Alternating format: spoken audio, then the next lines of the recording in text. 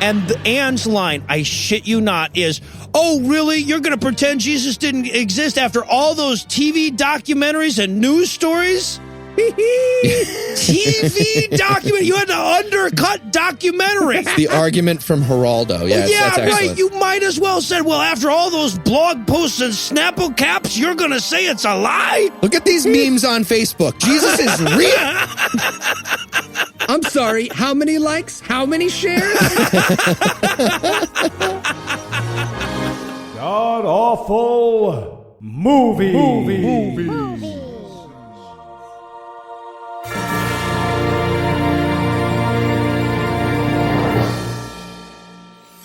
Welcome back to the Gamcast, where each week we sample another selection from Christian cinema because somehow we still don't know any better. I'm your host, Noah Lugeons, and sitting to my immediate left is my good friend, Heath Enwright. Heath, welcome back. Thanks, Noah. You know what doesn't matter? What's that? Why we decided to catch Americans working as Russian spies. It seems like we're losing focus on the being Russian spies part. Can we talk about anything other than this movie? That'd be great. Right, yeah, no kidding. What do you think about Aziz? Let's talk about Skeptocrat number 2 for the week. And all right, and cut. And sitting 81 miles to my right, of course, is my bad friend Eli Bosnick. Eli, welcome back. We missed you, sir. Oh, it's good to be back. It's terrible to be back. It is genuinely awful to be back. I can't take any more breaks. 2 breaks of this show was enough. I'll be here forever. You just lost your immunity to these movies here. I really felt like I did. It may have just been that this one was particularly bad. Let's find out. Tell us, Heath, what will we be breaking down today? We watched The Sobbing Stone. It's the story of 4 adults learning to read at the same time as acting in a movie. And a rock is there. There's a rock. Plus, there's a rock. It's the fucking worst. It's a movie about 4 people watching a rock. It really is. For an hour and 15 minutes of this hour and 15-minute movie, we watch people watch a rock. Jesus. And Eli, how bad was this movie? Well, it was the fucking worst, Noah. It was the worst movie I've ever seen. 0 seconds of it were fun to watch, and I need another vacation. No, you just said you don't get any more of those. Sorry, Eli. I've got it on good authority. You can't take any more of those. Yeah, no, my best worst was almost best worst series of mea culpas Eli made for the movie before I watched it. Right? like Eli almost always watches these movies first, and he's messaging me on Facebook like, guys, I'm really sorry. A lot of people were asking us to do this one. Who are you people? Who asked? Are you fucking serious? Hands up. Right. There they are. Get them. All right. Now, in honor of this movie, you guys feel like we should just yell our lines at each other for the rest of the show? Yes. and you said you're gonna look, if I was ever no Cinebrow. That is every bit as meaningful as any line in this film. Any line. Yeah.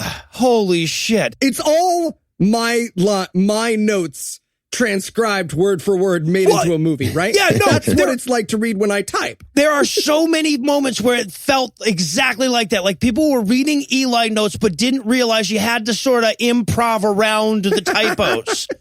Right? Because there were so many times where it's like, wow, those words don't add up. There was even a point in the movie where like one character says a line and the other's supposed to repeat it back to her. Like, you know how people in movies are always like tasting the flavor of the words that you just said, but she repeats it back differently because the way the original actress said it didn't make any fucking sense. She's like, Eli, what do you have here? All right. Now, I have a feeling the answer is yes. But is there anything you want to nominate this one for being the best at being the worst at? Yeah, I'm going to say best worst questions by scientists, allegedly scientists.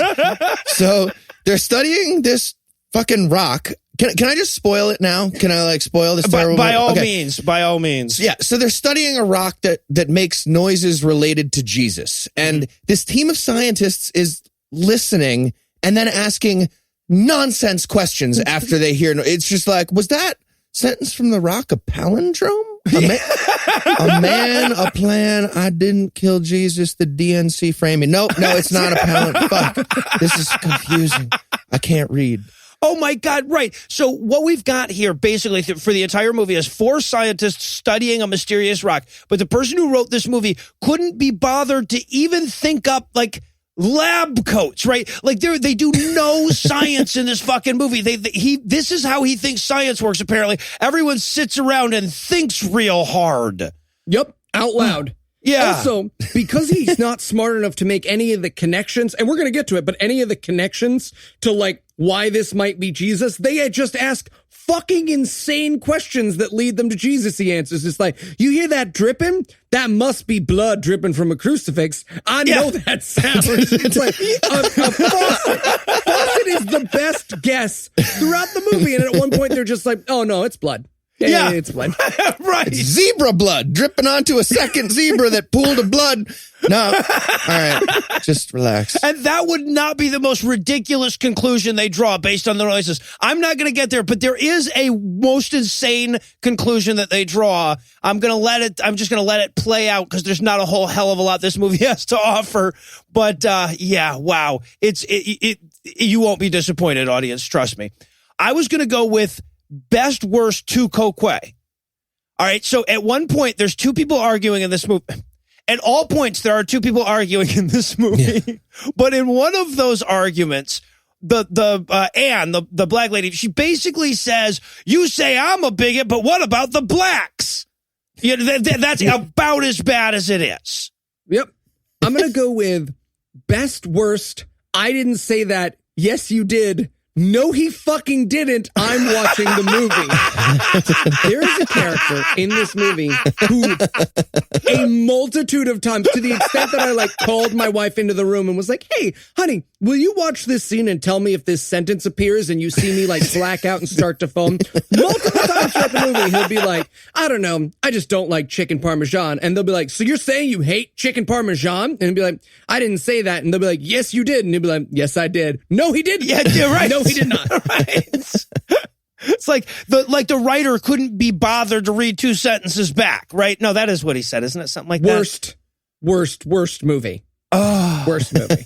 I don't think I'm quite going to give it that. And the only reason I'm not is because it's only an hour and 15 minutes long, right? Like if this was feature length, maybe, but it gets real close. All right, well, I think Eli was pretty clear about his needs here, so we're going to pause for a 4-minute vacation, and when we come back, we're going to break down all the yell talking in the same room for an hour and 15 minutes that is The Sobbing Stone. And God Awful Movies, the episode about it.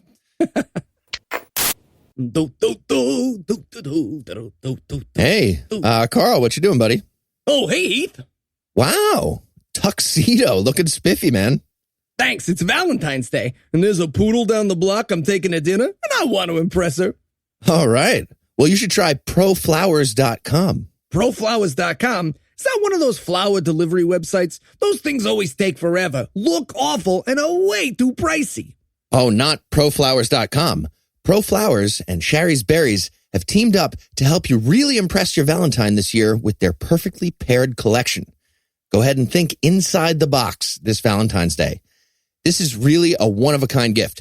Your flowers and dipped strawberries will arrive together in a beautiful, specially designed box that'll keep your flowers fresh and your berries cold, guaranteed. Wait, flowers and dipped strawberries? Mm-hmm. That sounds amazing. It is. They sent us a sample, and the flowers were gorgeous, and the berries were delicious. Wait, you just ate the berries yourself? I did, Carl. I did. Whatever. And right now, my listeners can save 20% on any one of their perfectly paired combinations or any other gift over $29 with my promo code AWFUL. Awful, huh? Okay, but what if I need it there on Valentine's Day? Well, with proflowers.com, you can pick the delivery date and it's guaranteed. Guaranteed? Yep. But hurry and order today. Valentine's Day is next week. There's only one way to get 20% off a perfectly paired gift over $29 featuring beautiful blooms from ProFlowers and freshly dipped strawberries from Sherry's Berries. Visit proflowers.com today and enter my code AWFUL at checkout. That's proflowers.com, code AWFUL. Okay, Heath, I'll give it a try, but I'm going to need your help with the strawberries. Oh, right. Yeah. Because she's a dog. She is the dog. Chocolate. Mm-hmm. Yeah. Just ate the berries yourself, huh? You're making it weird. I don't know. It is. It is weird. You wouldn't? Okay. Dave, come on in. Hey, guys, today is the day. What? You know it as well as I do. Right. That, What? that's his thing. You wanted to see me? Yeah. Okay. So here's the thing. It's about your play. Give it to me straight. You know I always want the straight truth from you, no matter what the answer. Right. So we read it, and we're pretty sure. Give it to me straight. You know I always want the straight truth from you, no matter what the answer. That was same sentence. Yeah. Anyway, we're pretty sure that you're an alien doing a bad job of pretending to be a person. Do you get that a lot? Outrageous. Why I never. If I ever thought, I never would never. Okay. You have a tentacle poking out of your face right now. I feel like Hit the road, alligator.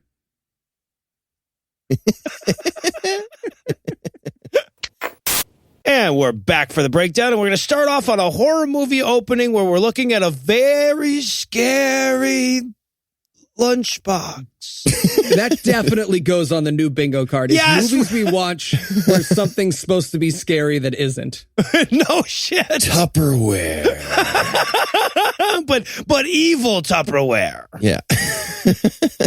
Jesus Christ. And of course the music is that they're trying for that horror movie low, slow note thing, but it's just one note really low with occasionally like the sound of a drill in there.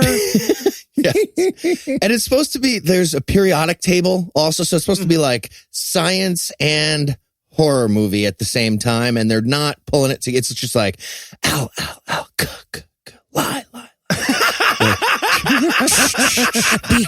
Beaker. Like, it's not working. Also, we should point out that the credits, like the actual like names that are coming up on the screen, look like you just beat a video game in 1993. And yeah, so I guess we're looking at the high school science lab where all of this movie will take place. Yeah, and to give you an idea of how bad the camera work in this movie is going to be, as the cameraman is panning in a circle around this lunchbox full of rock, he literally accidentally bumps the camera as he's trying to do that pan, and they kept the shot. Yes! They kept the, oh, fuck, no, that's going to look bad. No, it's good. They kept every shot. Yeah, right. Exactly. They kept every word that was written, every shot that was taken. There were no retakes in this motherfucker. But it's nice of them to just let us know right up front that, yeah, no, this is Vultures of Horror levels of bad, guys. It really is. Shot in the same style as a sexual harassment workplace video. You know it's going to be good. All right. So we cut from this creepy science lab to a room full of important people in suits looking intently at a pebble. Yeah, they look like the extras that got cut from Dr. Strangelove. And they're all sitting around pouting about it. And it really has this whole like, well, Michigan J. Frog ain't singing shit now, is he? Kind of a feel, because they're all just sitting there waiting for this rock to do something. Yep. But apparently the rock has been making noises. This group of, I don't know, government, science, astronauts, I don't know.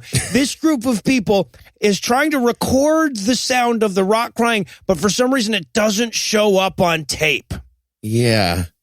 And so the first thing we hear is a cry, I guess. Yeah. The rock starts crying. A rock crying. Mm-hmm. And one of the scientist ladies, she says, I haven't heard a man cry like that unless he's doing something terribly wrong.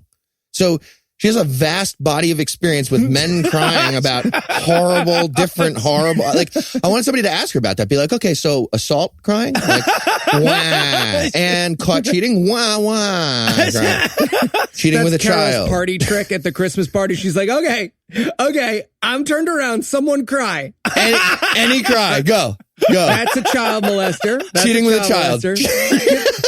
Give me another one. Oh, mourning for a parent. Nice. I can always tell with you, Carol. And we need to talk about this crying. Yes, please. So, spoiler alert, this crying is Judas crying over the fact that he's betrayed Jesus. Mm-hmm. Okay? And I don't know why I pictured Judas's cry not as, I'm going to use the term bitch-like, because it is, if you knew a grown man who cried like this for any reason, including betraying Christ our Lord and Savior in the garden, you'd be like, hey man, get it the fuck together. It is me having a panic attack in Dwayne Reed level embarrassing. Sir, why are you lying down in the aisle? Don't worry about it. Dude, you're ruining your tuxedo. You're getting married today, man. Well, and that's the thing, though, is that this cry, like, everyone in this movie reacts to it. They have to go like, oh, my God, it's such profound human suffering captured in that cry. Oh, it's so desolate and haunting. And it sounds like Eli doing his baby cry after a bong hit. It's just, wee. Eli does sound like that when he gets high. That is nice. It's true.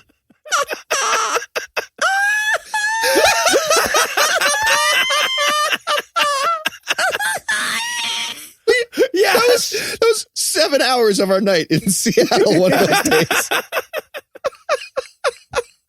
Yeah, so there, and this is the first. These are different scientists than the one we're going to spend the whole movie with, but this is the first example that we get of people sitting around asking the dumbest possible fucking questions. Like right now, they're discussing what kind of cry it is. Oh, can I say my favorite quote from this scene? Oh, please. It's like sound waves floated through the air and attached to this rock. What? Yeah, sound traveling through time and space, just like lightning. That was my favorite quote from it. Yes. So you mean amazing. Everything? Like what travels through not time and space? What are you talking about? Tachyons in Star Trek. Yeah, no, that's a prerequisite for thingness. The ability to travel through time and space. Yeah, but that's okay. And that's another thing that's going to be a bit of a theme in this stupid fucking movie is that they don't know any of the science. At all. This is me 4 days of torture later being asked to describe space exploration. I'm just like, I don't know. And they put fire under it and then they send nerds into space and their bones get softer or something. Yeah. No, but except that you have some basis of knowledge. This is like Upgoer 5 if he didn't know what he was talking about. So yeah, like the one guy's yelling, "Get me the world's best blind sadness empath. We need to figure this out." Another person is going like, "I know. What if it's like lightning? You know how you see lightning first and then you hear it? Maybe the sound waves, we're hearing them from the rock, but they're not reaching the tape recorder yet. You know, because sound travels at a different speed than sound." And then one of the other scientists goes, "But where's the light blast?" Yes. Where's the DeLorean then? Pay attention, lady. Really? Look, where's the gigawatt? Patrons, listen to me very carefully. I promise you this. If we make it to $3,000, I will record me, Heath, and Noah standing around a room just being like, "What the fuck did you just say?" Or that's a nonsense sentence you just said. Do you know that was a nonsense sentence? And then I will splice it into the footage of this movie and I will put a new version of the movie called The Sobbing Stone and Heath, Noah, and Eli's Questions on YouTube. I will do that for you. I will do that for you.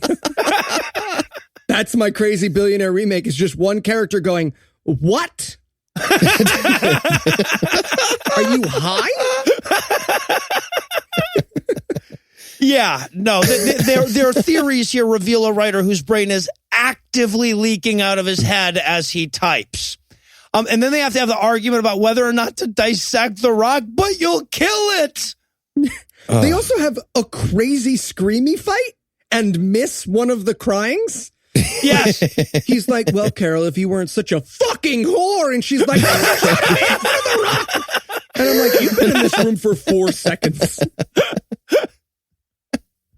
Yeah. No, there's a lot of unnecessary screaming at each other. And this fight is over like, this lady just wants to yell and bitch, and the guy's like, can you quiet down? The Rock is yelling at us or something. And she's like, I'll quiet down when I'm done yelling. It's like brainstorming in middle school. The whole science thing here, it's like a writer's room of middle school kids yelling at each other. Some of them are stupid. All of them are stupid. Just every idiot kid's idea has to get you. It's the worst. Yeah.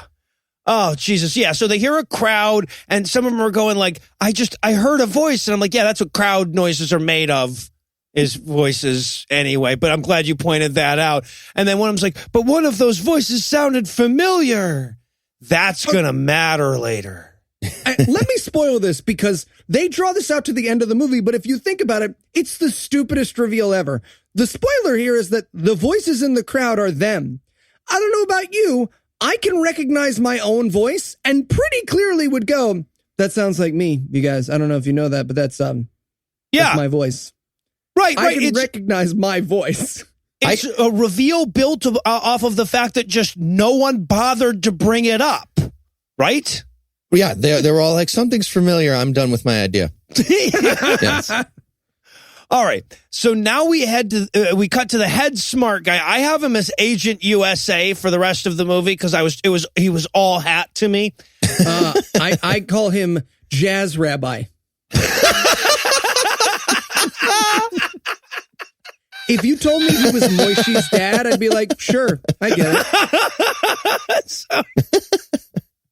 Yeah, but they can't handle the stone. He needs to call in a fixer. He needs the wolf. Right. Also, by the way, while he's standing out in the yard here, there's lightning punctuating or thunder rather punctuating the really dramatic lines that happens at the exact same time as the lightning. I'm like, guys, you just said you knew how this worked. They do not. So, but he's decided that this rock needs to go to the psychic researchers. This is a professor, by the way. Oh, yeah. We will find out later. That's his job. And he's like, yeah, we'll have to take these guys to the psychic researchers. Science has failed us. We all sat in a room and scienced the shit out of this and didn't come up with any answers. So now we have to go to psychic researchers. But as he's wrapping up this phone call, he hears the rock and now it's making a whip sound. And I wanted so bad for him to come back and like the pool guy's there with his wife. And they're like, fuck, I thought you were at the school today. See, now all we know is that it's whipping, shouting, and crying noises. It could be me at NYU at this point. Like, it is not necessarily the crucifixion. If there were shitty pigeon noises like 20 seconds after this, we'd know. I'm just saying. And so, yeah, but he walks in, he ominously looks at the rock during the whipping noises, and then he slides it angrily off his desk, but like as a remix.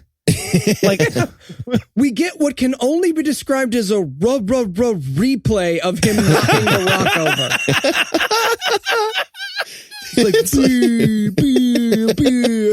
It's like a kid scoring a soccer goal in like a cereal commercial from the 80s. Yes! Like, goal!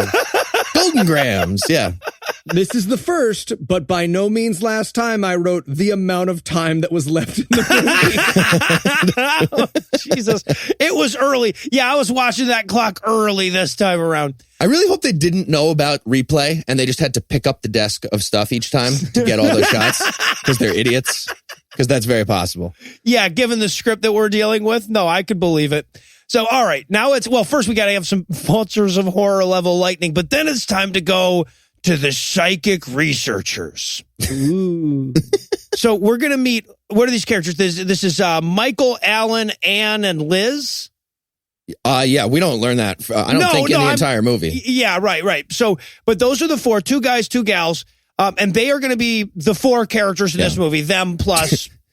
Just in case the movie's curious, those are the names of your characters, guys. If you guys are listening. Right. Or as I call them, Donald Trump Jr., the black one, the fat one, and the one who could be hot. Wait, then who's the fat one?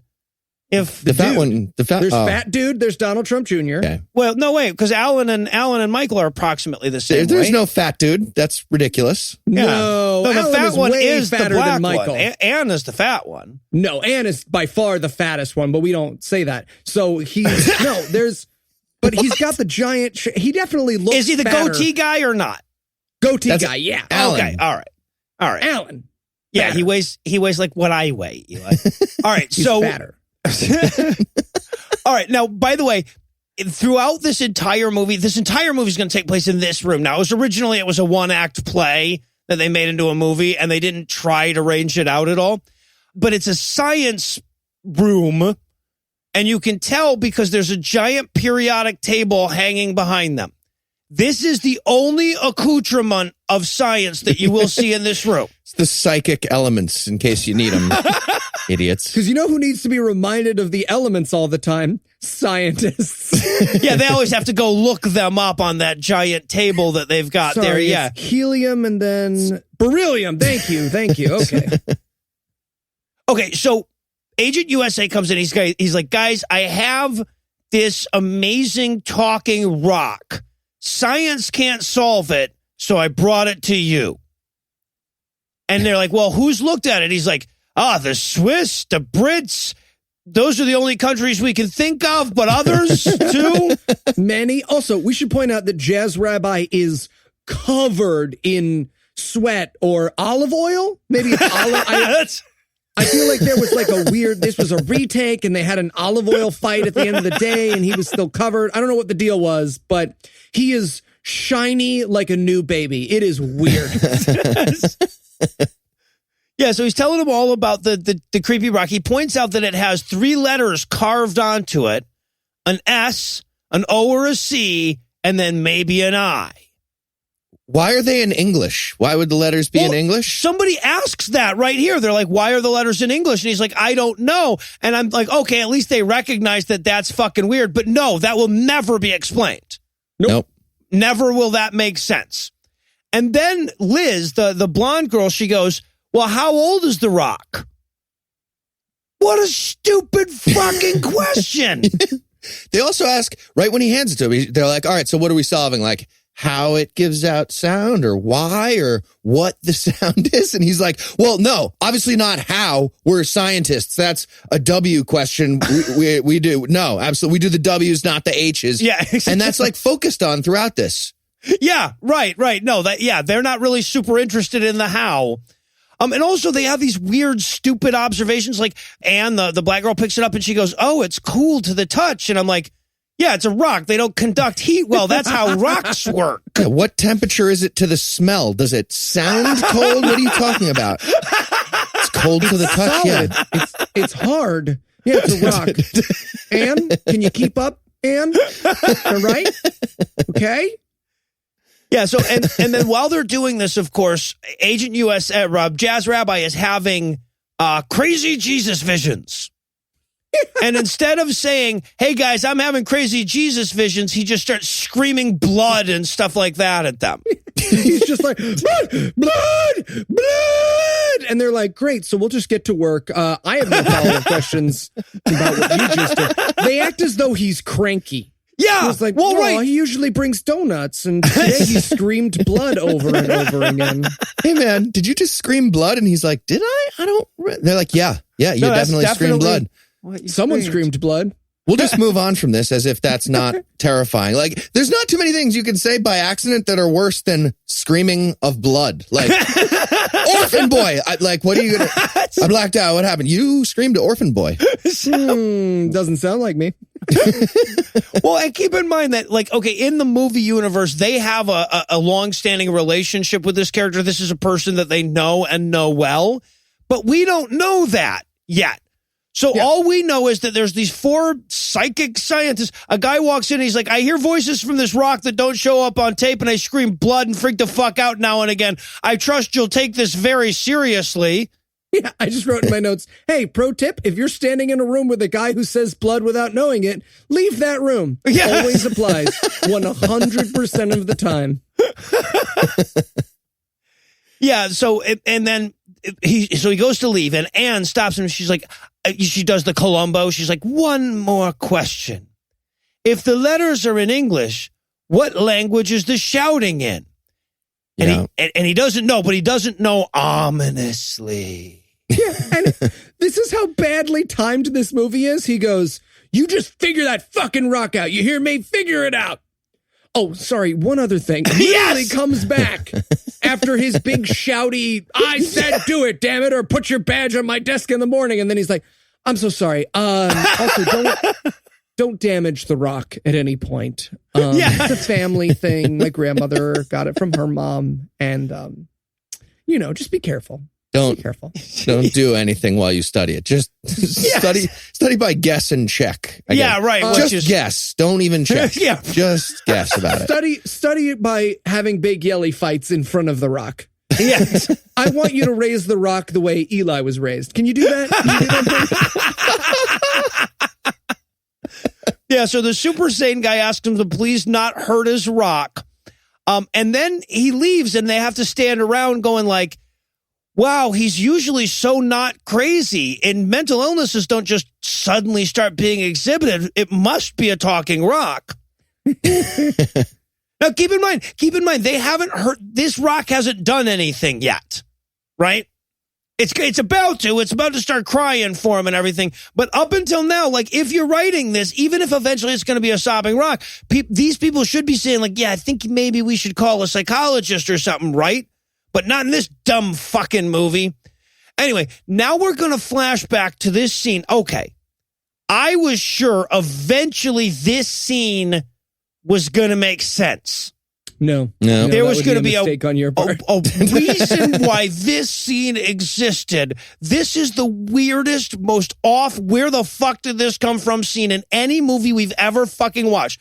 So this is a flashback where Agent USA is arguing with this super reasonable evangelical guy who's just asking questions, who will never appear or be referred to in this film again. No, wait, isn't that it's Michael? It's Michael. It's Michael. Yeah.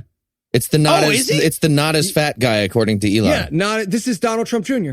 Oh, is that okay? Yeah. So all right. What this is it's a flashback to the professor convincing Donald Trump Jr. not to believe in God in the woods. Why are they in the woods? Well, like when you guys, trick people into being atheists, you're like, hey, let's go out in the woods and I'll tell you about not God. And it works better. You guys don't do that? It's like reverse Boy Scouts. So, okay, now this scene makes at least a little more sense to me now. I'm gonna withdraw what I said earlier about it being the least sensible scene that we've ever seen, but it's still pretty goddamn senseless. So yeah, but basically Agent USA is going like, religion is all crap, Michael, and Michael's going like, yeah, no, but aren't we supposed to be scientists? Why would we shut ourselves off to God? And instead of being like, well, because it's logically contradictory and there's no evidence to support it, and that's not how science works. You don't just make shit up and pretend it's true. He just has to yell, because Jesus fucked my dad. His thing is, don't you think it's funny, Michael, that Christians have an infinite God, but believe in limited, wait, give me a second. Don't you think God is infinite, but the Christians are not. There's only they're 7 finite of them. This sounded so good. I ran it past my wife and she was like, what? Blood! Also, Michael, stop screaming blood when I'm talking to you. Yeah, and then I guess they finish up that conversation and get back to building the fort. I don't know what that, okay. So that scene's over. It mattered a lot. And it only mattered because, God damn it, all the other scenes happened in the same room. So, okay, fine. Get us outdoors one time. Now we're back to the psychic researchers. And this is the first time we really see how they science, which is you stand around and guess until everybody agrees on something. And to say that these lines are nonsense is an insult to nonsense. Yes. I cannot emphasize enough how nonsense the words that come out of these people's faces are. Well, and also, just in case it wasn't annoying enough, they have this only in the left headphone rain track the entire time in this movie.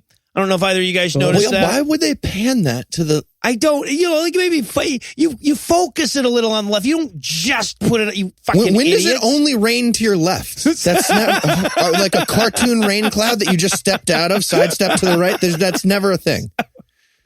So, okay. And just to give you an idea how poorly this is written, I kind of feel like maybe we've already given you an idea, but Anne is like, I'm going to go get some coffee. Liz, would you like to come and get some coffee? And the two of them leave. All right. Very clumsily leaving the two men in the room by themselves. And I thought, okay, well, this is where the Rock's going to start crying. And this is where the Rock starts crying. But the two women come back into the room while it's still crying. So there was never any reason for them to leave.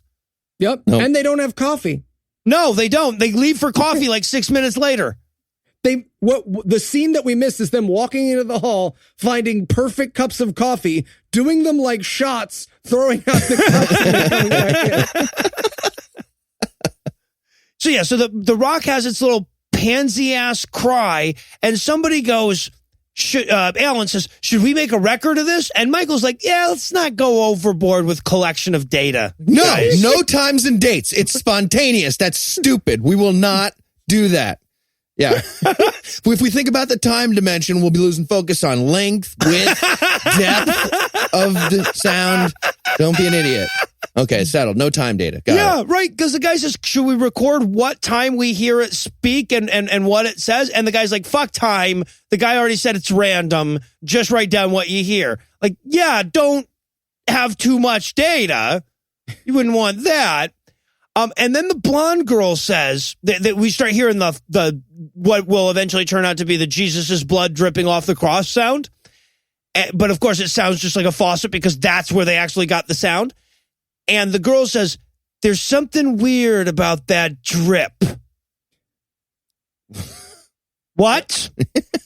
See, Kubrick would have gotten real blood dripping. That's the difference between a pro and again, she's like, I don't know. What kind of dripping could it be? And I go, what do you mean, what kind of dripping could it be? Blood, syrup, urine, watery cum, liquid hats. Maybe it's a prank. What does this mean? Yeah. No, again, the questions are all so fucking stupid. Liquid hats? Why not liquid hats? You melt down some hats. You juice drip them, them out you of- squeeze them. It's like a hat juice. You've never had a good hat juice? Mango juice, guava juice, hat juice. Ugh, yum. Pear? So, Jazz pear Rabbi's nectar. hat might have some juice to squeeze out yeah, of it. He is no wet. shit. He is wet. Jews are juicy. So, and then they start asking, okay, they're like, well, obviously the Rock is recording things, but why isn't it recording us? And they're like, and one of the characters even goes, how do you know it isn't? And the other one goes, I just feel like it's not. To which he says, yeah, no, me too. Proven. Well done. It isn't recording us. Wait, play it back. What? What you? You what? Is the camera on? Also, I love at this point, Liz, the blonde girl, she like starts looking around and they're like, what are you doing? She's like, I'm checking for hidden speakers. And they're like, oh, come on. It's obviously a rock. It would have been talking. great if this was candid camera and the movie was just over now. Like James Randi walks out of the back. There's a speaker there, and I didn't trick you. Good job. We're done here. And also, Anne picks up the rock and she goes, it's not even warm. Like, why would you, like, because usually when rocks yell at you, they get hotter, right? It's like burning hot. She's wearing headphones and they slowly catch on fire. Oh, sorry, too much music. Also, okay, and the professor had said when he gave him the rock that it talks, that it makes more sounds at night than during the day. And so now Alan suggests, he's like, well, maybe it talks at night because it doesn't want to, because people aren't talking as much. It doesn't have to shout at night. Fucking That what? Rock's the shy guy at the meeting. Excuse me, I just really wanted to go over the financials for the third. Yeah, it's fine. We're taking a 10. Okay, we'll take a 10. I'd like to be on the next part when we get back from. Oh, okay. Also, by the way, anytime we have to pan over to the Rock, we do it via shaky handheld. So now we get a new sound from the Rock. We get creepy laughing dwarves for a second. And then Anne leaves for more coffee. More coffee. She's like, hey, Liz, you want to go get some coffee? I'm like, it's been a minute and 40 seconds. I actually scrolled the movie back to see. It's been a minute and 40 seconds since they came out back in from coffee. So yeah. And then we have, they're like, okay, I guess we'll have to listen to the rocks and shifts. And we end up with this long who's going to ride with who sequence. Oh my God. It's so, it's the most delicious level of bad writing, right? It's so obviously like take one writing class and they go, you understand why nobody gives a fuck about this and you don't need it in your script, right? And it would be like, oh, right. Excellent. But because this person has never gotten feedback from anyone except Christ in his heart, he's like, well, I'm going by Schmenderson's. If you want, I can drop you off there. No, it's fine. I'll catch an Uber. I don't know. I don't trust Uber. No, Uber's totally fine. I like Lyft better. Shut up, Kyle. Nobody likes Lyft. You're weird. We've been talking together for like 20 minutes. Should we all address each other by name right now? Yes. Good. Yes, Michael, we should. Okay, Anne, you are Liz. I am Liz. Thank you. Alan, I am Liz. I will drive with you. They might as well do an icebreaker. I'm Alan, the alligator. Okay. Alan the alligator. Dave the donkey. I forgot yours. I'm so sorry. It's because I'm black, isn't it? I'm bringing apples, bananas. And, no, all right. Just so let's go. All right. So then we cut to blonde girl and I guess fat guy, Alan, outside that room talking about the last scene. Now, I have to point these two lines out. These are amazing. His actual line is, I have a bad feeling about this. 2 lines later, her actual line is, wow, you do have a bad feeling about this. Jesus. I spaced out during this scene. I had to rewind. This was the first but not the last time that I would just like blank out large chunks of this movie in my head and wake up and be like, boring community theater actors. All right. Well, you did miss one of the accidentally wildly racist lines. One of the worst ones we've had in any movie we've ever done. Alan goes, yeah, so it's like sobbing and then dripping and then a mob. The Stones making those. It sounds like a lynching. What? That was your first thought? Yes. Sobbing, dripping mob. Lynch. Really, Alan? They play him some footage from the Super Bowl, people cheering. Oh, that's a lynching. Okay, yeah, I'm noticing a pattern, and it's not with the sounds. Red, the blood of... Oh, that's a lynching right there. That's very obviously Les Mis, Alan. Sounds like there's good people on both sides of the mob. I'm just saying. All right. And now the movie is going to go full insane. You thought the movie had already gone full insane, but we haven't had anyone randomly argue about Jesus yet. We're about to correct that oversight. So, Noah, question, because you're sort of the better writer than me. What would be the best way to introduce a conversation in your mind about someone being Christian? Oh, well, what I would do, and I think this would be sort of the masterful way of doing it, is have them starting to walk out of the room and have another character randomly just yell at them, why the fuck do you love Jesus? You bitch! Okay, cool. You stupid bitch! That would have been my take on it. So this luckily, is a good movie. Yeah, no, he knew what he was doing.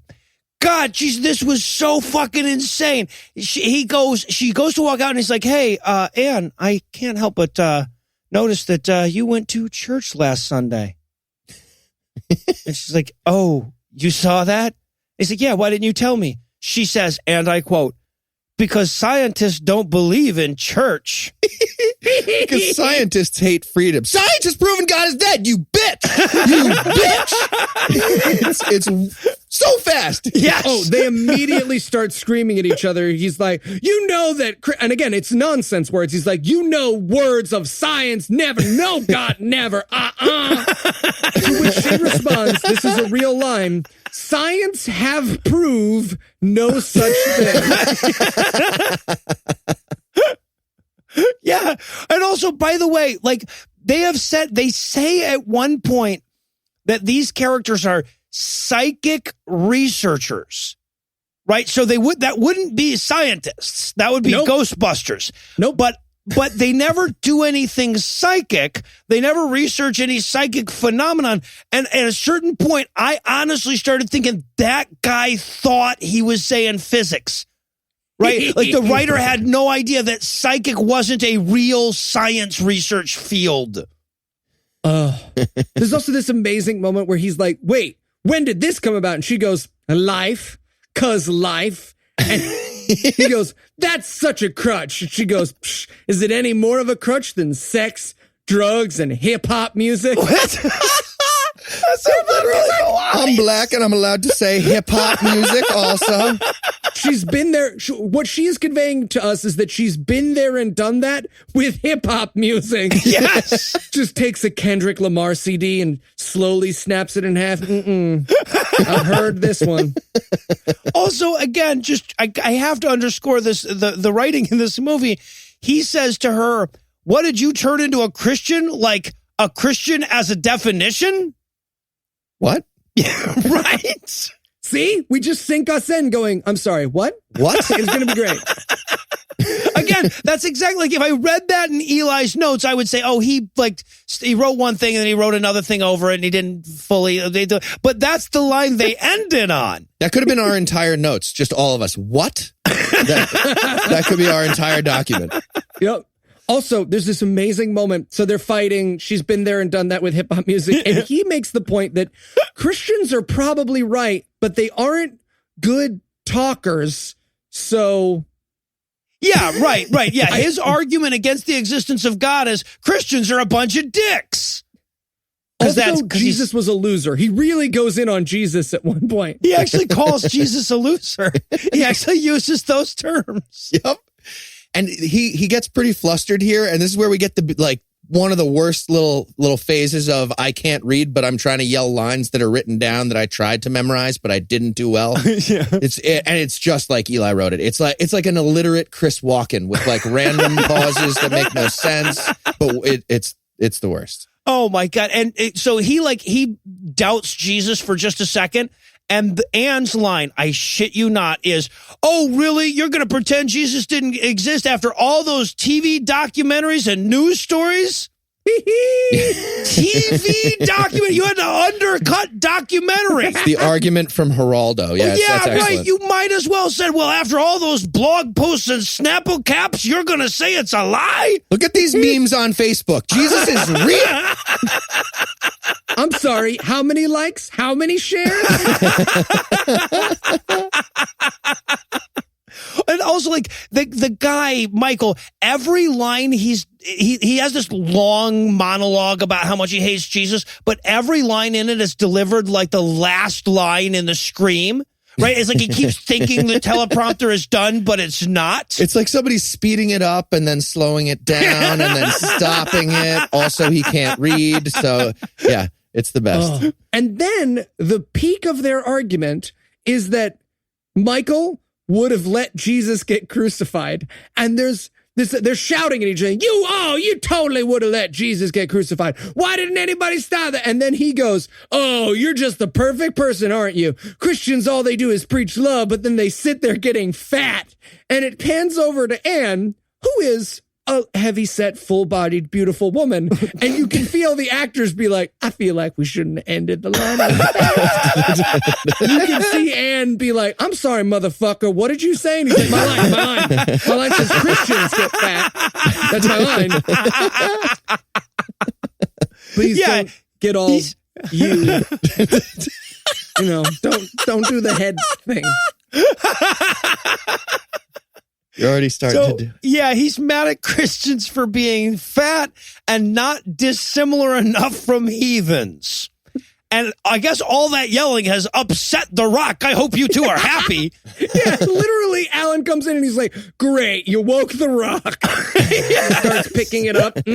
No. I'm taking her into the other room. Burping it. I read in Dr. Spock's book, we can't fight in front of The Rock, you motherfuckers. It would have been great if they Ferberized it, if they just put it in the other room and didn't listen to it for a while. I would have enjoyed it. That's how you end up with weird kids, by the way. Would have been an equally interesting movie if The Rock had also just been in another room where they couldn't hear it. Yeah, so Alan shows up and he's like, hey, I've got overnight. You guys can leave now. And Michael's like, hey, I'm sorry for rage screaming at you for being religious. And she's like, yeah, no, I'm already over it somehow. Let's go fuck in your car. Yeah, right. And then Alan watches The Rock and we watch Alan do that. In real time for a while. And honestly, I would have had so much respect for this movie if the next hour of this movie was just him being like, doodly doo, rock. That's such bullshit. I can never get the little brownie square. Yeah. every so often he perks up with his pen. Oh, no. thought something. Unless part of the sounds is a car horn. I'm just kidding. If you are recording me, I hope whoever listens to this enjoys that joke. And again, wouldn't have been a less interesting movie. All right, but instead, we cut back to Agent USA. He is brooding on his porch, still thinking about that damn rock. And this is where we meet his deaf daughter. This was the most they were dangling this daughter in front of Eli. This was heavy. Yeah, this was heavy-eared writing. Absolutely. You probably shouldn't surprise people with deaf people's voices. Especially very large deaf people's voices. Yes. Also, she's not a clear speaker. No. So I did not understand a line she said. He'd just be like, oh, I understand. And then she'd be like, huh. And he'd be like, mm-hmm. You did, huh? And he'd be like, got it. Absolutely. With rice, please. Yeah, every single time. Well, but look, they know that she's not understandable because every time she speaks, they just have him repeat what she just said. He's like, you heard something, but you're deaf. You heard voices? Oh, vibrations. But your ears have been dead for 20 years. Impossible. Yeah. Yeah, so, and he even says, but you've been deaf since birth. Like she'd have forgotten when that happened. Yeah. Anyway. Do deaf people sound deaf when they cry? Do you think? I don't know. We gotta ask the girl at the office party. If we have any deaf listeners, cry for us into a mic and send it. Yeah. That's true. All right. Or if you have a deaf kid, because you're probably not deaf. I feel like this medium wouldn't work for you. But if you've got one, make him cry, record it, and send it to Heath, because he doesn't check his Facebook for 4 months at a time. So in 4 months, he'll have forgotten this, and I'll just be like, this is weird. Why do I have this deaf person crying in my Facebook messages? All right, so now we have to check in. We have to check in with everybody at home. So we get Anne walking through the parking lot to her car, and she suddenly hears this banging sound of some sort. I wanted a Stone to be walking behind her in a trench coat, just stalking her. He looks back, he's reading a paper, or switching sides of the street. The Daily Granite. So she's would be the paper. Of Daily course. Planet. Yeah, absolutely. Granite's a stone. Yeah, no, yeah, exactly. So she hears scary sounds, or actually just sounds. I mean, I guess metal banging as you're walking through a cityscape is not a particularly weird or ominous thing. And then we cut to Blonde Girl. She's at home, and she hears the crying, which isn't coming from her TV, or is it? But she can't turn the TV off, so What were they going for here? Jesus often locks out your remote. He takes over the parental when control. He starts, yeah. Maybe. Yeah, no, that's what happens. She starts hearing the crying, and she thinks maybe it's on the TV, so she goes to turn her TV off. The remote won't work. So then she goes up to the TV and turns it off with the button, and then the crying stops when the TV goes off. What the fuck were they going for? I don't know. As a matter of fact, later on, Liz will kind of point out that this scene makes no sense. Yeah, she'll be like, I don't know. I thought it was coming from my TV, but then it wasn't, which seems like that would negate the plot. of The Rock. But I got to wear my jammies in the movie. I wore my jammies.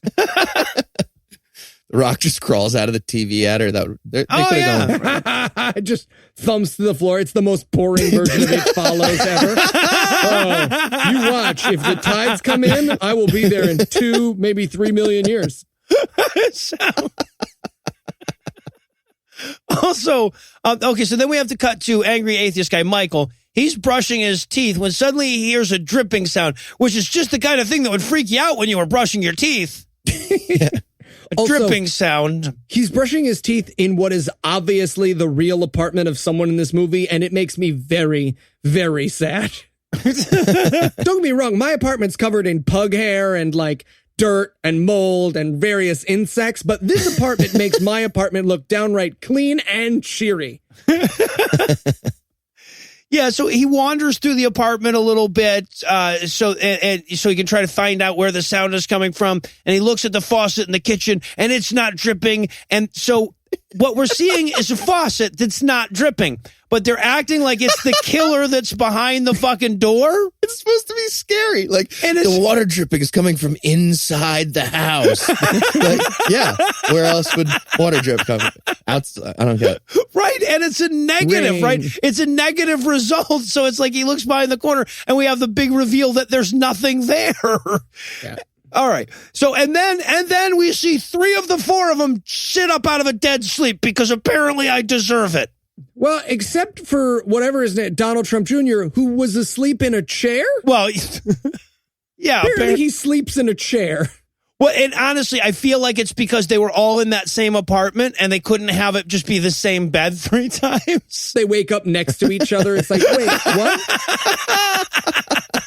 They're doing the head to foot thing. So, yeah, right. All right. So now it's a rainy morning the next day.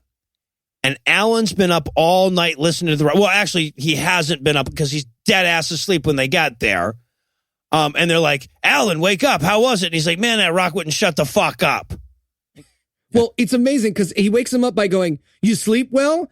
And this actor doesn't know how to react like a person waking up. So he just like falls down several sets of stairs into full paint cans. He's like, whoa. Yeah.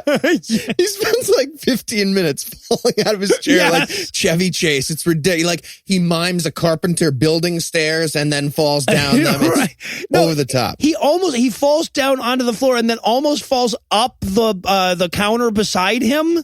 And then he's like, no, wait, that's when falling stops is when you're at the bottom. Then he falls into canoe and goes past the screen a few times. Yeah. And down an escalator. Falls down an elevator. Yeah.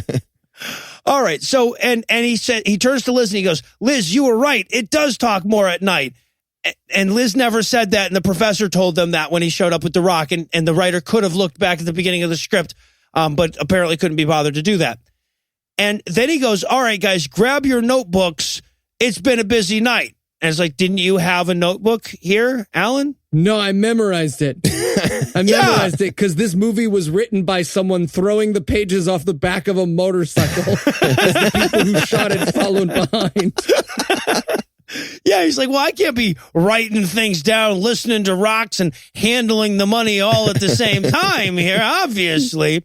But here's what I heard. I heard sobbing, dripping, shouting, voices, running.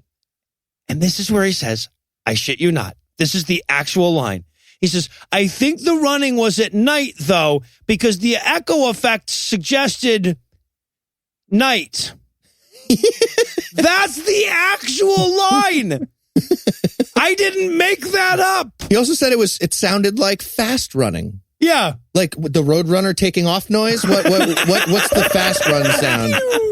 A narrator being like, that runner was fast. I did hear someone shout, andale, andale, ripa, ripa. Pew! So it was like, pew!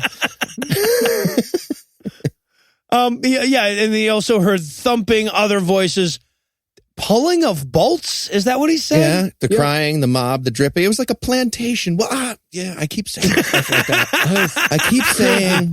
Anne, do you mind stepping outside? I have some ideas of what I think it was. I won't be comfortable saying I don't want you to get all, you do that head thing. I don't know how to respond.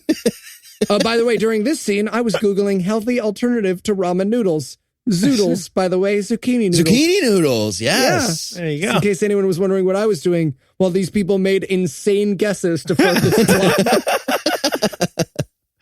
All right, so they write it all down, and they realize, they're like, wait a minute, these aren't just random sounds. It's one recording that's mostly silence.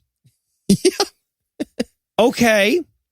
And then a bunch of them go around the circle, like asking different stupid questions together, but they're in different places and different times. That, like, it's different times a day. There's different era cameras. It's snowing in one, and then like Liz is speaking in Italian with subtitles. Well, it's crazy. Like I don't know why they would do this. A pirate, yeah. They're having different conversations.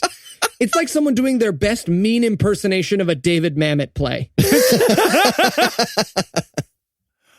Yeah, and this is also where they reveal to Alan and to each other that they all heard the rock sounds even when they were at home that night.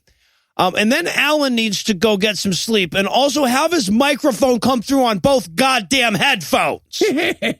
I said Alan needs to go home and buy a shirt that fits him. And then, okay, so he goes to leave, and Anne goes, wait a minute, aren't we forgetting something? The stone itself. Fucking what? How, in what way are they forgetting? That's the thing they're talking anyway, yeah. But there's something that's familiar about those letters that are scratched into it to Anne. It's almost like she knew some alphabet game or song about it that she learned when she was a child. Anyway, and then she says, wait a minute, no, those three letters, I, H, and S, those are the windows at my church. I'm like, those are not the letters that we said were on it earlier. Nope. Nope. You're just making shit up. And then Michael, of course, because Jesus has come up in conversation, has to scream and shout a whole bunch. He's like, duh, fucking duh, it's IHC. Yeah. So, which are also not, he corrected her thing wrong that she got wrong. Yes, right. Yeah, exactly. And again, it's in your script. Jesus. Yeah, okay, and then they hear the crying again, and they all have to talk about how profound and impactful and not at all like a whimpering dog this cry is. Oh, God. Yeah, they name adjectives a lot. They're like, what adjectives would you say describe the crying? They've done this like several times. This time it's like, it's desolation, and everybody's like, yes, desolate, that's perfect. Write that down, because we're scientists. You know what? Let's name other things that are desolate. Maybe we can get... Desert. Chernobyl, China, crucifixes yeah, right, are desolate. Right. We are sciencing the shit out of this. Yeah, and that's how they're gonna solve the plot, but not quite yet, because now Agent USA has to show up and yell at him, have you solved it yet? Have you solved the rock? It's like, that's honestly, not I expected him to scream, give me your badge and rock. Yeah. And this is just a tiny thing, but he gets up at one point and his chair goes like, "Erd!" And I just wrote in my notes, hey, should we cut out the giant chair scraping sound? Nah. No, they will not. They will not. But yeah, he comes in and he's like, did you solve the rock yet? And they're like, no, but we're closer, whatever the fuck that means. And he goes, how much closer? And the guy's like, really? Everything we say is crazy. 31 minutes? I don't know what to tell you, man. We started doing this like 31 minutes ago. The movie ends at 1:15, so I imagine we'll have it figured out by then. I checked, though, there's 2 minutes of credits, so call it. Yeah, my notes here are 29:55, 29:50. Yes! I'm going to play Hearthstone. I played several games of Hearthstone. Yeah, yeah. Oh, my God. Yeah, no, this was a movie where, like, I had no doubt that each of us, by the time the movie ended, knew exactly how long in the credits started. You know, you just start scrolling down that little bar going like, maybe there's 9 minutes of no, God damn it. No, not 9 minutes of credits. But so this is also where Jazz Rabbi reveals that even his deaf daughter can hear the voices. And he says, Michael tells him, well, he's like, well, it might not be any consolation, but we're also hearing those sounds echo in our brains when we're not here. So if you're crazy, at least you passed it along. It'll be fun. Yeah, it's contagious. Yeah. But he wants answers, damn it. So he storms out of there. And that is as close to suspense as we are ever going to get. So I figure we might as well pause there for another break. But before we do, let me give Act 3 the hard sell. Will something happen? Will one of these characters exhibit a personality trait? And where's all the homophobia and transphobia? Find out the answer to these questions and more. Oh, it's coming when we return for the finish line limping conclusion of The Sobbing Stone. Don't you see, guys? The professor heard his own voice. It's not possible. I can't believe it. Fuck. Jesus. Get him. Kill Jesus. Holy shit, is that my voice? It is. Oh my God, Totes, that's totally your voice. Kill him. Crucify him. Ooh, and that's your voice. Can you believe that's your voice? How is this possible? Fucking do it. Kill Jesus. Oh my God, Jesus. Boo. Boo. And that's your voice. That's you. No, I don't think so. I'm pretty sure that's your voice. That's definitely you. Ugh, I hate it here in the desert. It's just like sand. Let's kill Jesus. Yeah, dude, that's definitely your voice. I'm pretty sure that's 100% you. I don't think so. That could pretty much be anybody. I mean, it sounds kind of what? Like you have. It could probably be anybody's voice, I guess. Yeah. You It's probably weren't there, I guess. Mm-hmm. Yeah, probably. That's what I thought. Take the rest of his shirt off. Ooh, who do you think that was? Don't. Okay.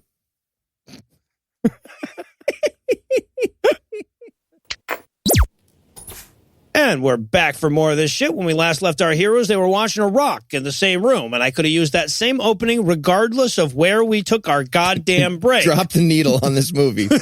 Yep. Yeah. So now Michael, he has to go back and tell everybody about that last scene with Agent USA where we told him about the deaf daughter. Yeah, so we saw the scene, we heard about the scene, and now we're hearing about the scene. Yes! Yes, doesn't fucking matter. We already know to the third power at this point. And honestly, at this point, I was just happy he didn't run in and just start screaming this line at everyone. And then he says, and in answer to Alan's question, yes, he's hearing sounds as well. I'm like, he's the one that told you guys about the sounds. Are you watching this same movie or are you also playing Hearthstone? Dragon Priest, such a great deck. That's all I had to say about this scene. Such a great deck. Oh, with the inner fire one? Oh, yeah. I was just storming it. It. One turn. Yeah. So, okay, now Alan runs out to catch Agent Jazz Rabbi before he's gone. And they have the creepiest conversation in this movie. So far, this character has yelled blood without knowing it, and now he's going to be like, hey, man, you ever murder anybody? Yeah, and Alan goes, no, have you? And he's like, wasn't ready for a follow-up question. no. No? I feel like I need to release a memo about how you feel about me before you find that out. That's really what matters. I felt like he was ramping up to an ask for butt sex. Like, did you ever kill him? No. No, Okay. me neither. So if you think about it, even if we did sodomy, we'd still be good people overall. Yeah. So Ray pops out of a trash can. Now! He also says, I used to believe in science. Yes. At one point. And the other guy was like, oh, science? And he's like, yeah, I'll list the science for you right now. Big Bang, evolution, Bill of Rights, that's science. Those three things are wrong. That's what I meant when I said science. Yes, that's what he said. He just phases through a wall. Yeah, I mean, that guy does not believe in science, obviously. Yeah, but yeah, what we're learning here is that he's losing his faith in science. And by the way, the whole, like, have you ever killed anyone question, what we're setting up there is, yes, we all killed Jesus. If you think about it. That's what we're setting up there. That's why he's asking him that. Again, the movie doesn't give you that just yet. I've watched enough of these that I fucking know what they're talking about. But yeah, if you play this out in reality, it's just me going, have you ever killed a man? And you going, no, have you? And me thinking about it for a really long time. I wanted Alan so badly to be like, yeah, man, in Nam, I saw some shit. You mean like this today? You mean like a lynching? Oh, God. I keep doing that. I didn't lynch anyone. I'm sorry, man. You answered that too quickly. You lynched. Don't tell Anne. She gets weird. Yeah. Does the head thing. It feels, even though it's not, it feels very aggressive. So, fighty. So he goes back upstairs, having gained no information, so there's no point in that scene. And Anne needs a break. She has this whole like, boy, I wish I was a smoker right now, because then there'd be some reason for me to keep leaving the room in this movie. She says, I thought she said I could eat a whole pack of cigarettes right now. She basically does. She says, I'd down a whole pack. Like, they don't even know the right verb for a smoker.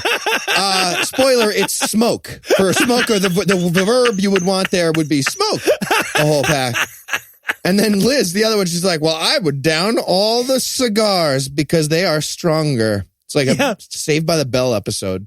oh, she said, and the frequency with which Anne wanders off and says, hey, Liz, do you want to come with me? Makes me assume that they're snorting coke together. Like, if these were my co-workers, I would be like, okay, yeah, she's got some powder or something. But in this movie, there's no fucking reason for it at all. Nope. So, but just as they're leaving, the rock starts making whipping sounds again. And then we get another one of the best questions. This is close to my favorite one. Yeah, you guys heard that whip too, right? Cool. Was the whip hitting anyone? Do you think it was hitting anyone? What? Like, they might as well be dripping colored liquids into flasks. Like you said, not hitting anyone. Great. Okay, 3 drops of red. 3 drops of red. And it's Judas. It's Judas. Yeah, right. Judas, we figured it out, everyone. Is it hitting anyone? Fucking what? Why would that I wanted be your so question? badly for them to whip not Alan and then whip Alan and compare the two. Alan, you don't have to wear a ball gag for this. Okay. Liz, do a cry for a whip and do a cry for not a whip. You were good at these at the party, remember? Whip cry. I was writing in my notes, it's an enjoyable thing to listen to. Dripping water. They used plenty of that for us. Over and over again, we have to listen to this long dripping water sequence. Okay. So now, because they couldn't think of any science-related things to do with it, or even science-related looking things to do, we're going to watch Michael push the rock and then watch it some more for several minutes. This, by the way, I went back and checked. This is long rock-looking montage number 4. Yep. And watching him flick it is the most human moment I ever caught on camera. If you ever want to see human boredom and desperation, and that actor just be like, pick. Cut. No, man, you don't get to say cut. Well, he actually drops it on the ground and then picks it up and puts it back. He doesn't find anything. It doesn't do anything when it hits the ground. That's just also in the movie. I feel like the director was just like, keep rolling. That's fucking great. You dropped it. This is amazing. So organic. Yeah. This is like the give me the blood scene from There Will Be Blood. I just got to let it roll. I got to see what happens. This scene was supposed to be over 20 minutes ago. Yes. Try to pick it up and fumble it. No, I won't say it. I won't say anything. Just organic. Whatever you were going to do. Yeah, the rock dropping and undropping. That was a standalone sequence. And anyway, so Anne and Liz come back in. They turn to Michael. They go, anything new? And Michael says, N-word bitch with you and your Christianity? It's the craziest thing. She goes, anything new? And he goes, I wouldn't lie to you. Fuck you for loving Jesus. Fuck baby Jesus in the eye socket. I hate you. Just boom. He's yelling at her for being Christian again. This is the most painful scene I have ever watched. Oh, give me transphobia. You got to talk about the transphobia. Okay. You have to talk. All right. This is the tu quoque that I was talking about at the beginning. He says, you Christians are so hypocritical. She says, oh, like atheists aren't hypocritical? They're always worried about animal rights and world peace instead of humans being dismembered in their own countries. I feel like that falls under the banner of world peace. And then she says, and I quote, I shit you not, this is a quote. So we spoiled Americans go out in the streets and protest for the right to murder unborn babies, have same-sex marriage, and even for the right for men to wear skirts. So don't talk to me about hypocrisy. It's like, no, bigotry is what I wanted to talk to you about now. We've moved on. You think you're so high and mighty, but you're the one who wants blacks and whites to interbreed? W plus O equals O, Michael. Wait, what? Oh, I'm a bad person. They gave this line to the black character because they think you'd be like, well, but we're gonna break that taboo because we recognize that bad ideas are bad regardless of what race expresses them. But most people will just let this fly. You would not say this in this movie because you're right. It was the most out of the blue, random bigotry. Now, she'll do this again. She'll actually have what may even be a worse random bigotry later on in this movie. But I was so not ready for this. What position is the movie taking here? During our big man skirt rallies that we have, we need to be more clear about our anti-torture stance during that. What do they think is happening? What do they think hypocrisy means? Yeah. Also, do they think that there would be less starving children if we didn't allow trans people to exist? Like, if I jumping sidekick Callie in the head, how many Indian kids get food that day? I want to know. Because I'll kick the shit out of Ari Stillman. I just need a number. How many Indian kids would Ari feed? That's a good question. Not a lot. Yeah, they are pretty small. skinny. Yeah. I don't think it would work. Anyway, and then Alan comes in mid-Jesus fight and starts bitching at Liz. It's literally, he like pops out from the desk and he's like, I am also in the fight. We have a sequence going on in this movie where, I shit you not, every possible pairing of these four characters will yell at each other. Right? Every way you could combine them, those two people are going to yell at each other in this scene. And this peaks, of course, with Michael going, you're just like my mother. And there's this amazing pause. And again, when we remake this movie, it will cut to my character and my character will just go, black?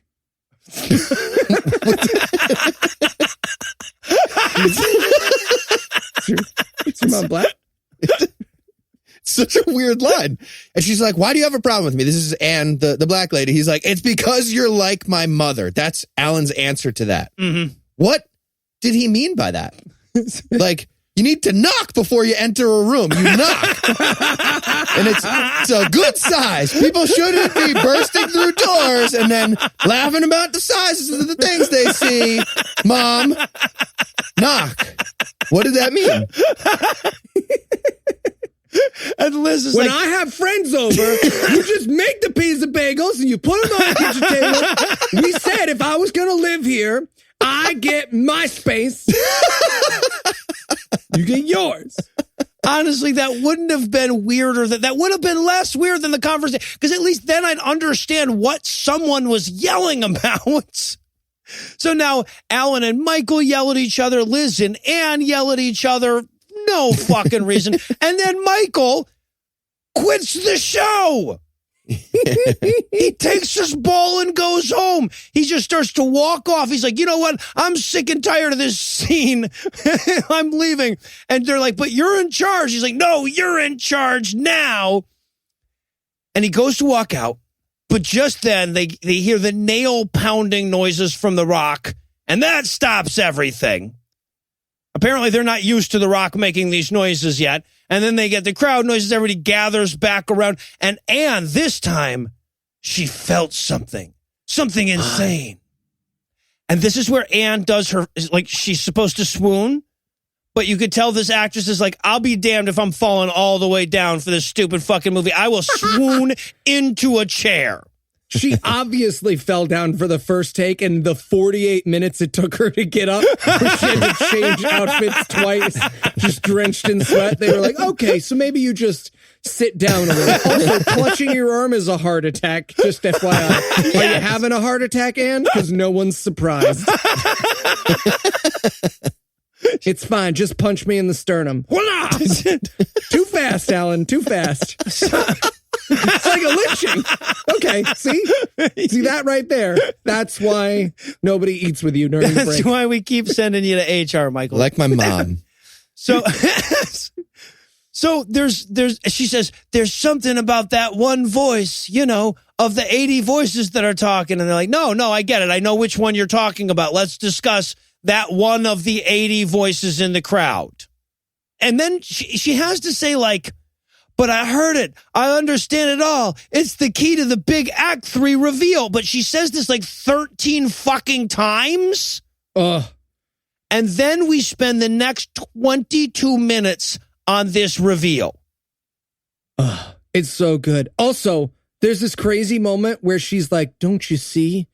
You will be unto him as he will unto something. And he goes, is that Shakespeare? And this is when my notes are all in caps. I'm like, no, that's not Shakespeare. Old-timey talk isn't necessarily Shakespeare, Alan. Wish Alan wouldn't tear our community apart with his lies about authors that don't exist. It's from Jesus. Yeah. So, yeah, she's like, no, I understand now, because in Luke 19, it says the stones would cry out. And Liz is like, wait, if she's hearing something that's revealing all this to her, why can't we hear it? To which Michael says, as a scientist would, could it be the lamb recognizing the voice of the shepherd? I'm sorry, what? Right? Oh my God. So then comes I gotta say, my favorite line in the movie, just because of the result of it. So she goes, no, don't you see? The Jews carried pebbles in their bags to make it seem like they had more money. And I was like, I've never heard that before. So I Googled it. And the first result is from the German propaganda archive.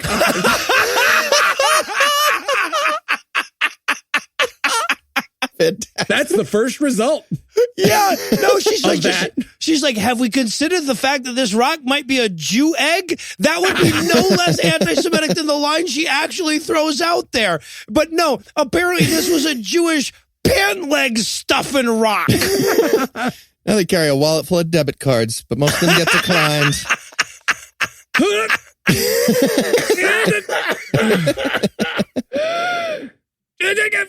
So yeah, now Anne has figured out that this is Judas's rock. And what we're hearing is Judas's story from the stone's perspective, but only the parts that are in the gospel. Right? Like, because I mean, this is a multi-day affair. You'd think we would like, wow, that's definitely taking a shit right there that we're listening to. Wow, this is uncomfortable. What does it sound like the shit's landing on? What do you think he ate? What kind of shitter is he working with? That felt Just soft. Judas. Felt Oh, soft. no more hummus. No more hummus. Judas Iscariot, you listen to yourself when you say no more hummus. How much blood was in the shit? Blood! So, okay. And then, so she starts explaining what each sound is, which part of the Bible story that's supposed to be. And we get these, like reenactments while she's saying that. And they have literally costumed people in tablecloths for these. They are amazing. I am not kidding. They literally have two dudes with tablecloths wrapped around their heads so that they would look, period. No one in this crowd could look less like an Israeli. Well, no, right. but it's physically impossible. No, yeah, because then they have the whole big thing where they pan the big crowd and everything. They've everyone that they could manage to talk, like everyone from their church or whatever was in this scene. And every single one of them is wearing a goddamn tablecloth except the people who settled for a bath towel. And I would like to call out two specific members of this crowd. And I see that I'm not the only one who noticed.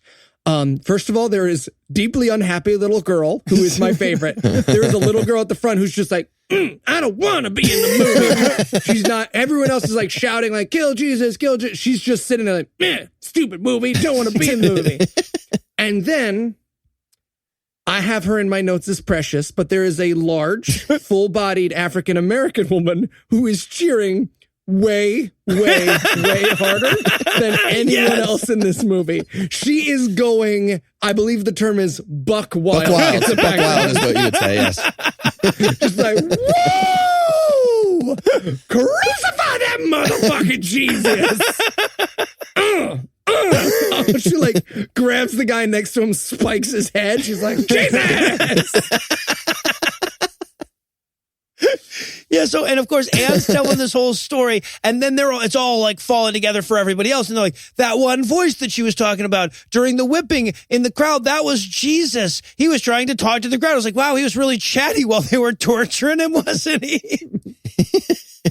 And then I wrote, okay, I've written many times in my notes things like, how could there possibly be 23 minutes left in this movie? How could there possibly be 31? I think this is the first time I wrote, how could there possibly be 7 minutes left in this movie? But then Anne starts freaking out, and she goes, we need to stop him, guys. We need to stop him from crucifying Jesus. You guys remember when you randomly started screaming for no reason that you would not have crucified Jesus? You'd have done something? Someone build time displacement equipment now.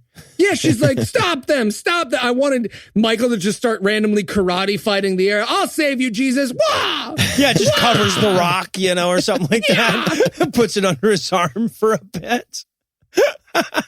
And also, this is where Alan just suddenly goes, the dripping is his blood. Yeah.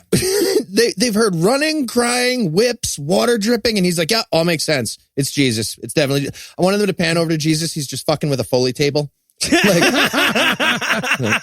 gonna be so funny. People are gonna make dumb movies about this. And then the rock starts bleeding, and Anne is just screaming, someone go back in time and change fiction, please. And then they all start to understand the voices in the crowd, and they realize that it's their voices. They're the ones yelling to crucify Jesus. Oh, and all I could think was like, would the deaf girl hear her voice? Would she just be sitting there and she'd be like, wait, is that what I sound like? Crucify him, crucify him. Yeah, I don't don't know how that works. But we do see that we actually have to watch every single character in this movie suddenly have that same realization that they're hearing their own voice, including like the other people that were in the room with Jazz Rabbi in the first scene that you couldn't possibly be expected to recognize at this point in the film. Who were they? Well, I don't even know what that scene. The extras from the people. Doctor Strangelove. Yeah, exactly. So, yeah, but now they can all hear their own voices, and they're going like, but I would never kill a Jew for my sins. But they did, damn it. They did. Okay. One thing, though, nobody was yelling in English in the Jerusalem in whatever year. It would be Hebrew or Greek, right? So, like, people should be hearing themselves yell in Greek, I feel like, and they wouldn't understand. So that's fucking stupid. And look, this reveal lasts for years. Yeah. Like when it was over, I had to call someone and ask who won the last 3 Super Bowls. That's how long this fucking thing was. And then the camera starts spinning just in case it wasn't unpleasant enough. Circle camera. Jesus. So obviously handheld too. Like you can practically hear the cameraman being like, yes. Yeah, there were no tracks laid down for this. And then, just at that moment, there's a cross shadow on the wall and they all become Christian. Fucking what? The end. Fucking what? There's a little projector next to the rock. The rock is showing them its slides. Click. This was me at Tiananmen Square. Click. The fuck was that? Yeah. And then, of course, the credits come up and show that it was a play. This was all based on a play. And I'm like, okay, as a shitty church play, I guess it all makes sense, right? It all takes place in the same room. You had a cross that you could make a shadow with, real handy, whatever. But as a movie, holy fuck, you've got to be kidding me. I mean, honestly, my closing line for this was just, holy fuck, was that weird. All right, now, I am tempted to say that from The Rock's point of view is the dumbest way that anybody has ever or will ever tell the story of the crucifixion. But you know what? We've been doing this for 129 episodes, so I know better. In fact, not only has somebody figured out a dumber POV for a Jesus story, but eventually we're going to have to watch it. So my question for you to close off tonight is, when we do find that movie, whose perspective will we be telling the story from? Just to give you an example, I was thinking like The Sword Mouth, right? So it's an apocalypse story, and mostly the movie's just black, or maybe like you see intestinal lining in infragreen or whatever, but then you just pop out during the action scenes. I like it. Well, I've actually found this movie. It was from the perspective of his stigmata getting finger fucked, and it exists. It's a pretty sweet movie, actually. Yeah. I don't know. We've actually watched the donkey during the birth and now the rock during the crucifixion. I feel like we need something in the middle. So I'm going to go with the untouched fish at the party where he multiplies the fish. Like the fish that's just like, now there's two of me. What does this say about the nature of my soul? By the way, when I mentioned this question to Lucinda, her first thought was the jackass in the manger. And I'm like, no, we actually just watched that movie. It was a cartoon. It had Oprah in it, actually. All right, well, while that's going to do it for our review of The Sobbing Stone, that's not going to do it for the episode just yet, because we still need to lock this back in for next week. So, Eli, tell us, what's on deck? The Night of Day. What?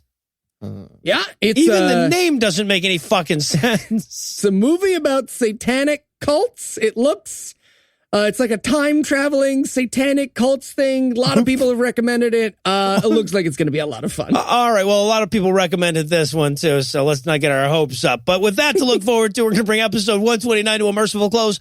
Once again, a huge thanks to all the Patreon donors that help make the show go. If you'd like to count yourself among their ranks, you can make a per-episode donation at patreon.com/godawful, and thereby earn early access to an ad-free version of every episode. You can also help us a ton by leaving us a 5-star review on iTunes and by sharing the show on all your various social media platforms. And if you enjoyed this show, be sure to check out our sibling shows, The Scathing Atheist, Citation Needed, and The Skeptocrat, available on iTunes, Stitcher, and wherever else podcasts live. If you have questions, comments, or cinematic suggestions, you can email godawfulmovies@gmail.com. Legal services for this podcast are provided by the law offices of P. Andrew Torres. Our theme song was written and performed by Ryan Slotnick of Evil Giraffes on Mars. All other music was written and performed by our audio engineer, Morgan Clark, and were used with permission. Thanks again for giving us a chunk of your life this week. For Heath Enwright and Eli Bosnick, I'm Noah Lugeons, promising to work hard to earn another chunk next week. Until then, we'll leave you with a Breakfast Club close. The Jews did it. The Jews did it.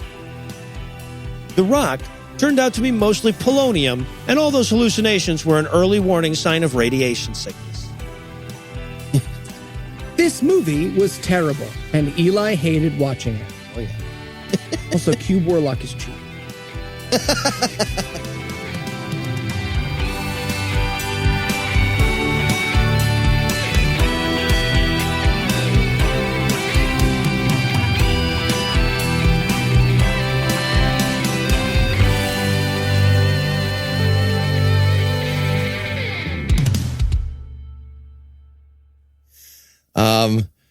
What does this say?